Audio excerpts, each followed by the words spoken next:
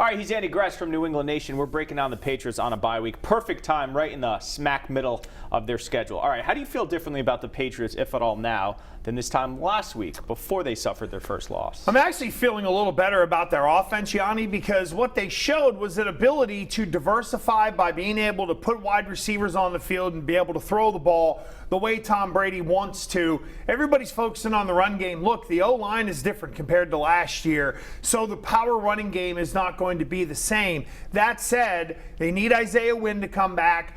Defensively, I think they're going to be fine. Okay. And in terms of slowing down the run, I think there's ways to take care of that. I think the bigger issues are there wide receivers that Tom Brady can put on the field that he trusts? I don't think the crop of rookies are in that group, so they need these three veteran wideouts to stay healthy. But that said, I came away feeling better about the offense after watching the Baltimore game. All right, let's stick with the offense. You mentioned the rookie receivers.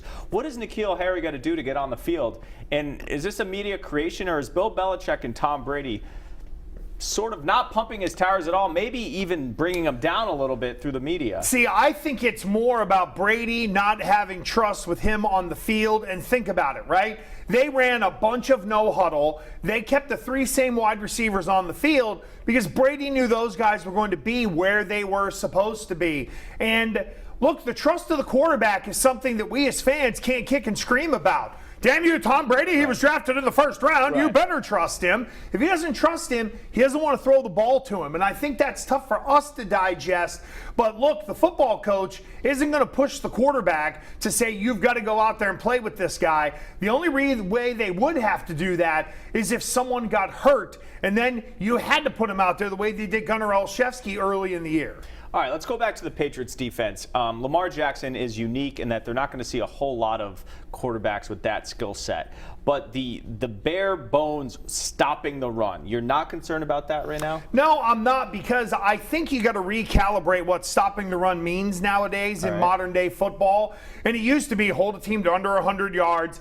Now I think it's more situational. I don't care if a team runs for 120 yards. Are there no big field flipping runs? And do you shut them down or slow them down in terms of goal line short yardage? That's really where the Ravens and Lamar Jackson ate the Patriots up. It wasn't so much about the big runs. It was the small runs that ended up resulting in the points.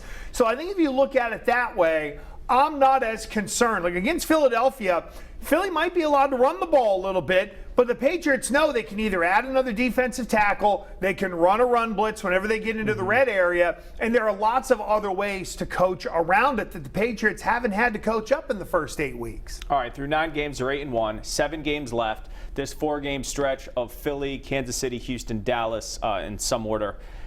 And then you have the 3 cupcakes, Cincinnati, Miami. I think of Buffalo as being a cupcake. They no longer They are. that. Don't worry about it. Don't worry. Forget the record. What's their Final record? I think this team's going to end up 14-2. Okay. Now, I do think there will be some hiccups along the way.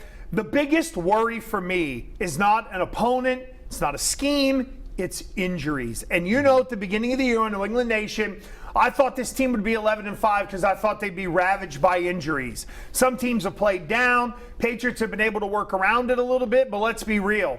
If they lose someone like Ted Karras, they got no replacement. Right. If they lose someone like Isaiah Wynn after he comes back, you're back to Marshall Newhouse. If Julian Edelman goes down, there's no replacement for him. So now health is paramount. I don't care if they don't practice. All I care about is get them to Sunday, find a way to get them to perform. All the other stuff in between doesn't matter. I try not to read into it, but for me, you can't replace the Jimmies and the Joes. They can fix certain things with X's and O's. All right, I like that phrase right there.